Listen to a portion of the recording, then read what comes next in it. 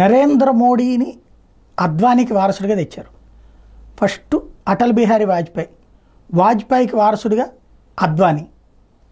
వాజ్పేయి తర్వాత అద్వానీ ప్రజాభిమానం పొందలేకపోయారు. 2009 ఎన్నికల్లో అద్వానీని ప్రధానమంత్రి అని చెప్పి చూపించారు. 2004 అప్పుడే ఆ ప్రచారం చేశారు. కానీ అప్పటికే ఓటమి పాలైంది భారతీయ జనతా పార్టీ. అప్పుడు కొంచెం కన్ఫ్యూజన్ చూపించింది, వాజ్పేయి అద్వానీ అని. 2009కి వచ్చేటప్పటికి అద్వానీని ముందు పెట్టి వెళ్ళారు, ఓటమి పాలైంది. 2014కి రూటు మార్చి నరేంద్ర మోడీ ముందు పెట్టారు. ఈ 9-14 మధ్యలో అప్పటిదాకా గుజరాత్ ముఖ్యమంత్రిగా మాత్రమే ఉన్నటువంటి నరేంద్ర మోడీ జాతీయ అంశాల మీద మాట్లాడడం ప్రారంభించారు. జాతీయ అంశాల మీద తన అభిప్రాయాలు చెప్పడం ప్రారంభించారు. జాతీయ అంశాల మీద సోషల్ మీడియా పోస్టులు ప్రారంభించారు. నేషనల్ ఛానల్స్కి ఇంటర్వ్యూలు ఇవ్వడం ప్రారంభించారు.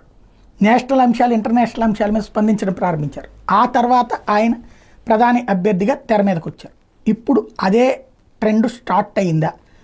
యోగి ఆదిత్యనాథ్ తాజాగా ఆయన ఆల్రెడీ స్టార్ క్యాంపైనర్ అయ్యారు. దేశంలోని ఎక్కడ ఎన్నికలు జరుగుతున్నా యోగి ఆదిత్యనాథ్ ముందు పెడుతున్నారు. అది ఒక ఎత్తు అయితే, అంటే మోడీ తర్వాతన ఎక్కువగా అమిత్ షాతో పోటీ పడుతూ కార్యక్రమాలు చేసుకొస్తుంది యోగి ఆదిత్యనాథ్.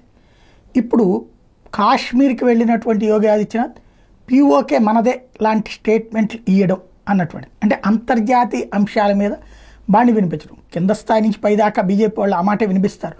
కాకపోతే యోగి ఆదిత్యనాథ్ ఈ టైంలో మాట్లాడటం అన్నటువంటి చూస్తుంటే భవిష్యత్తులో, అంటే 2029 తర్వాతన, లేకపోతే యాక్చువల్గా 75 ఏళ్లకి రిటైర్మెంట్ అన్నటువంటి కాన్సెప్ట్లో అనేక మంది నాయకులు క్రియాశీల రాజకీయాల నుంచి పక్కకి తప్పించినటువంటి దశ నుంచి మరి నరేంద్ర మోడీ అయితే 2029 దాకా ఆయనే ప్రధానమంత్రి అని ఆల్రెడీ బీజేపీ చెప్పుకొచ్చింది.